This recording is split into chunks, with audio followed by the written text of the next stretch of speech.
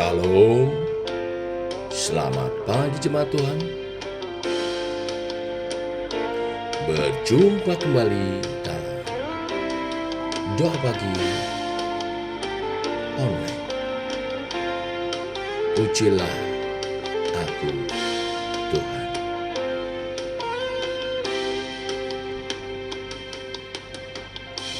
Pujilah aku Tuhan, cobalah aku Tuhan, selidiki batinku dan hatiku, mataku tertuju padamu.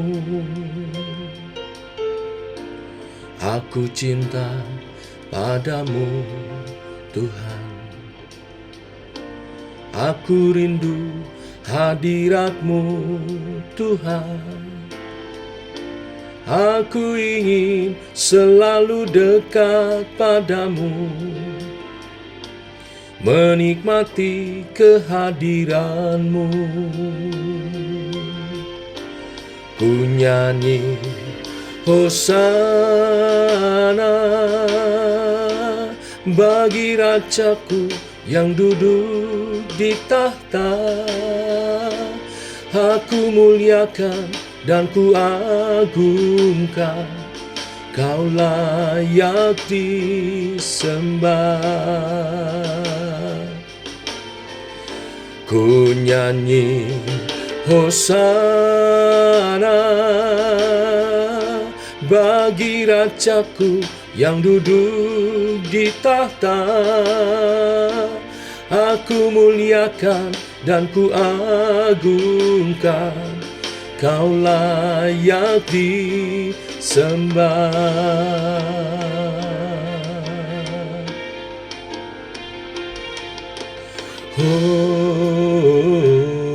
Hosanna, Hosanna,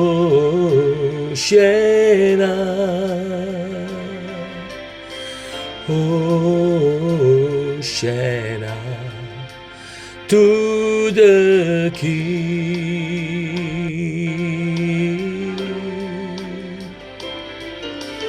Hosanna,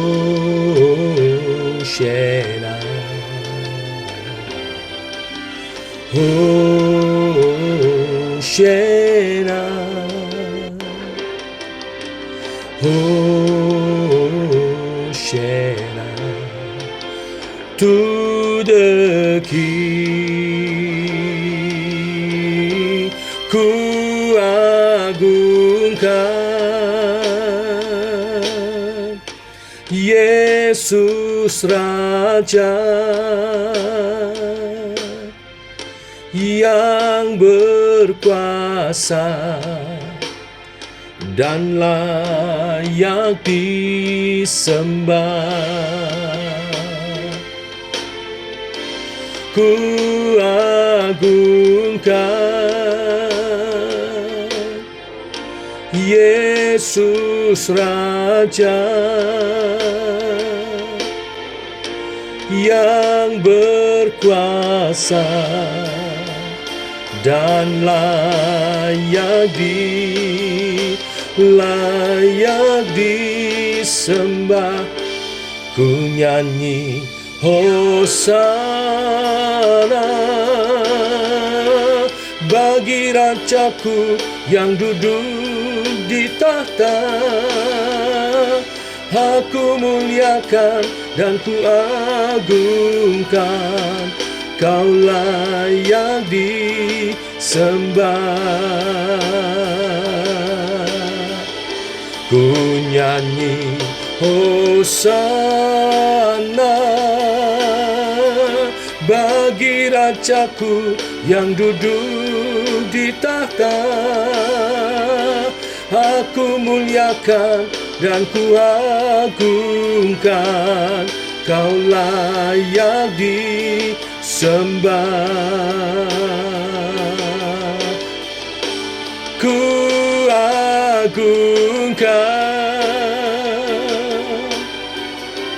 Yesus Raja yang berkuasa dan layak disembah. Kau layak disembah, Kau layak disembah.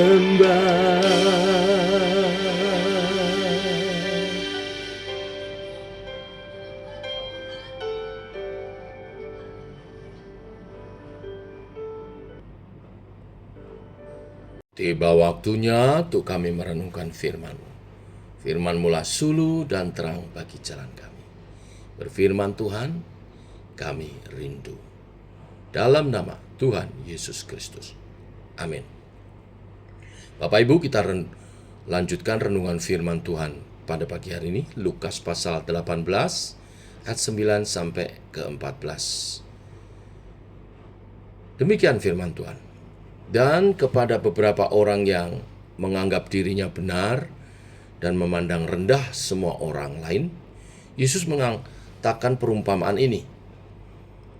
Ada dua orang pergi ke bait Allah untuk berdoa. Yang seorang adalah Farisi dan yang lain pemungut cukai. Orang Farisi itu berdiri dan berdoa dalam hatinya begini. Ya Allah, aku mengucap syukur kepadamu karena aku tidak sama seperti semua orang lain. Bukan perampok, bukan orang lalim, bukan pezina, dan bukan juga seperti pemungut cukai ini. Aku berpuasa 2 kali seminggu, aku memberikan 1/10 dari segala penghasilanku. Tetapi pemungut cukai itu berdiri jauh-jauh, bahkan ia tidak berani menengadah ke langit, melainkan ia memukul diri dan berkata, Ya Allah, kasihanilah aku orang berdosa ini. Aku berkata kepadamu, orang ini pulang ke rumahnya sebagai orang yang dibenarkan Allah, dan orang lain itu tidak. Sebab barang siapa meninggikan diri, ia akan direndahkan, dan barang siapa merendahkan diri, ia akan ditinggikan. Sampai di sini pembacaan kita. Bapak Ibu, jemaat Tuhan, ada keterkaitan dari perikop yang kita baca pagi ini dengan perikop sebelumnya. Dua-duanya Tuhan Yesus mengajar dengan menggunakan perumpamaan. Dan kedua bagian perumpamaan yang diajarkan Tuhan Yesus ada beberapa keterkaitan. Keduanya sama-sama menyinggung tentang berdoa. Selain daripada itu, dua tokoh yang mendapat pembelaan ilahi dalam kisah ini sama-sama berasal dari kelompok marginal dalam budaya Yahudi tentunya. Perikop sebelumnya, janda miskin, dan perikop yang kita bahas pagi ini, pemungut cukai. Kedua-duanya dalam budaya Yahudi, mereka adalah kelompok marginal, orang-orang yang tersisihkan.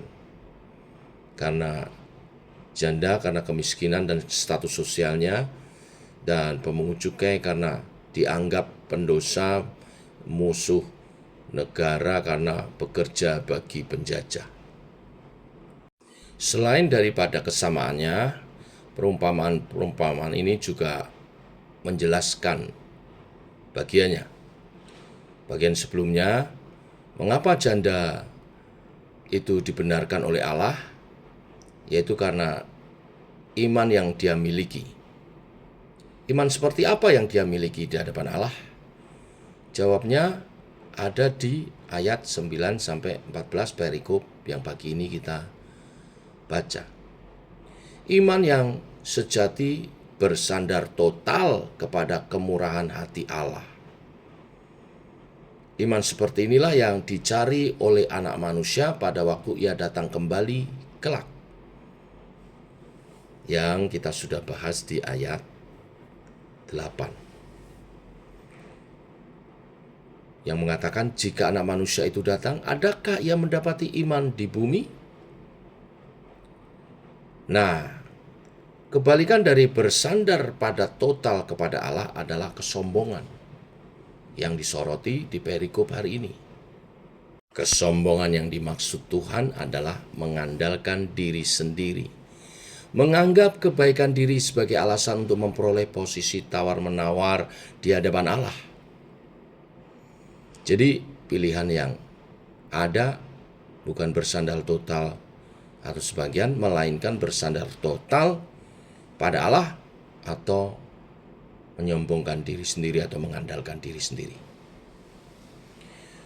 Nah, secara khusus disoroti di sini kesombongan religius. Bapak Ibu, kesombongan bisa terjadi pada siapa saja, kapan saja, dan di mana saja. Tetapi yang paling ironi yang hari ini kita bahas, kesombongan terjadi pada figur religius yang memegahkan kesalehannya. Bukankah seorang yang rohaniwan seharusnya rendah hati? Seorang yang rohani seharusnya rendah hati. Ya, bukankah tokoh religius yang seyogyanya paling memahami tentang kesalehan yang sejati? Sekali lagi, tidak seorang pun kebal terhadap kesombongan. Kesombongan religius ditunjukkan oleh orang Farisi dalam kisah ini. Ada dua. Yang pertama, mengandalkan kebenarannya di sendiri, dan yang kedua, merendahkan orang lain. Dua hal ini saling berkaitan. Sulit memiliki yang satu tanpa memiliki yang lain. Pertama, mengandalkan kebenarannya sendiri. Diterjemahkan di Alkitab kita, menganggap dirinya benar. Dari kata peito yang berarti meyakinkan, maka sebetulnya tidak cuma menganggap, tapi menyombongkan kebenarannya sendiri. Membanggakan, menganggap diri benar sebenarnya bukan cuma menganggap, tetapi menyombongkan kebenarannya sendiri.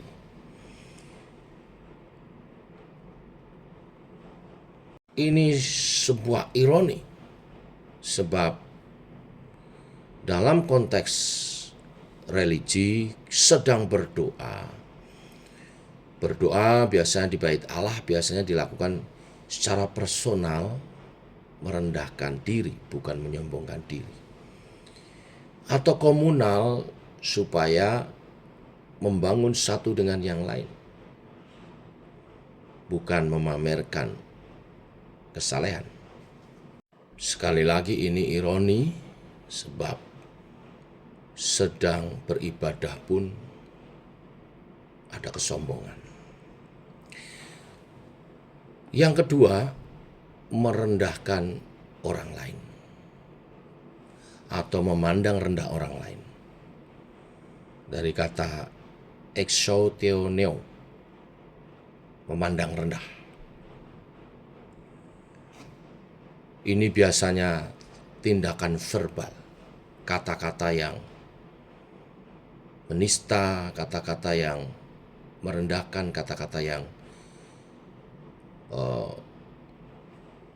meremehkan orang lain. Bahkan ada satu, tadi saya katakan ada satu kata menista.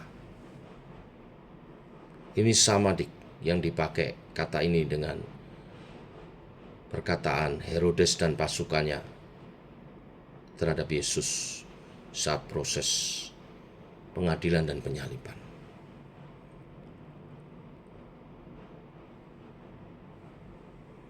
Secara opini publik, orang Farisi, nah mengapa hal ini bisa terjadi pada seorang rohani?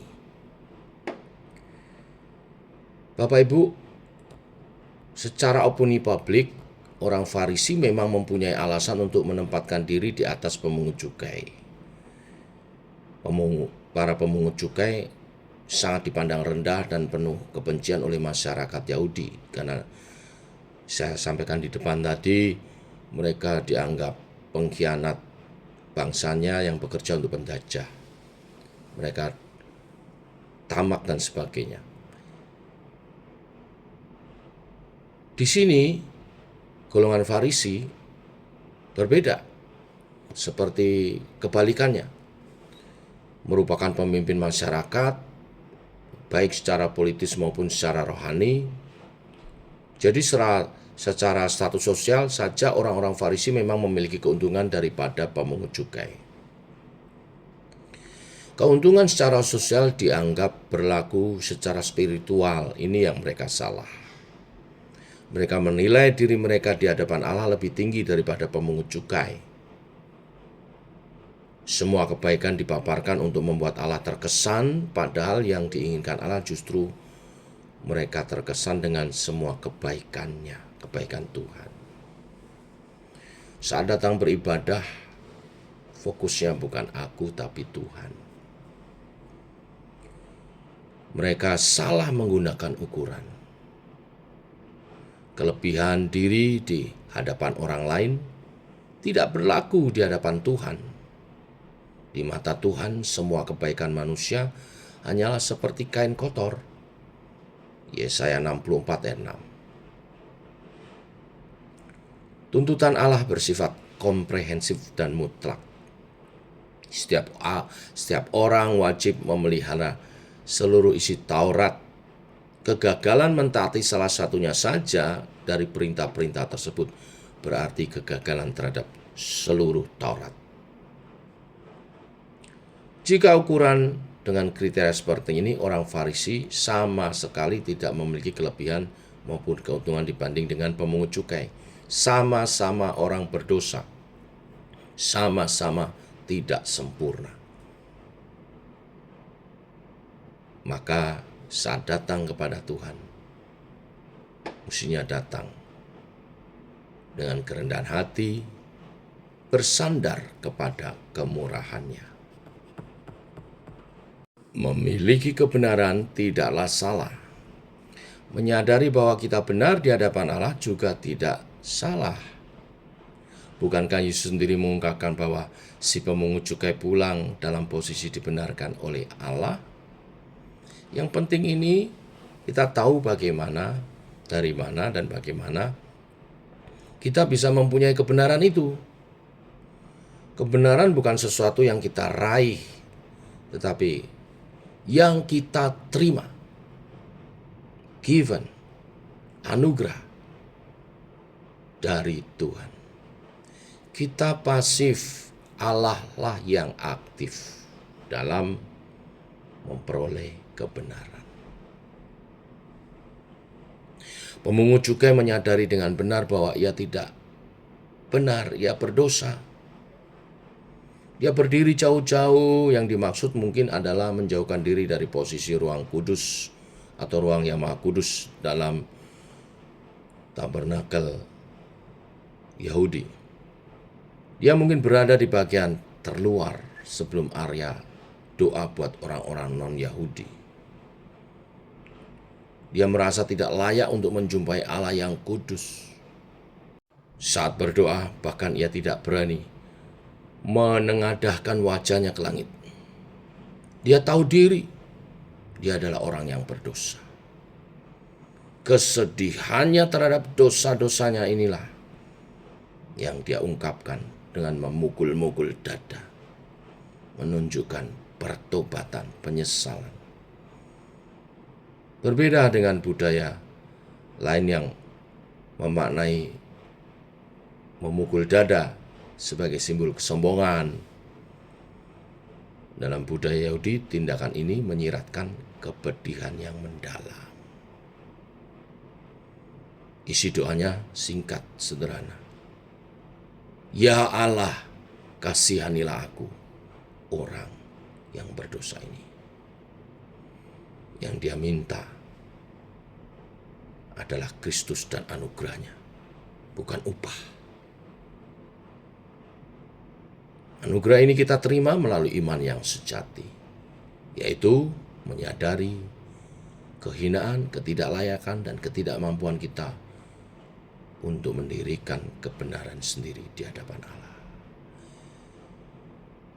Biarlah kebenaran firman hari ini memberkati kita semua. Tuhan memberkati. Amin. Mari kita berdoa. Bapa, kami mengucap syukur oleh kasih anugerah-Mu. Pagi ini firman-Mu mengajar kepada kami iman yang sejati, mengandalkan dan berserah saja kepada Tuhan untuk keselamatan. Tuhan yang membenarkan, bukan perbuatan-perbuatan kami. Dan pertobatan kami karena menyesali segala dosa-dosa, itulah yang berkenan di hadapan Tuhan, bukan yang merasa benar dan menyombongkan diri. Biarlah Tuhan yang menguji hati menuntun kami kepada kerendahan hati di dalam Kristus. Dalam nama Tuhan Yesus Kristus. Amin. Demikian saudara, doa pagi kita. Selamat pagi. Shalom.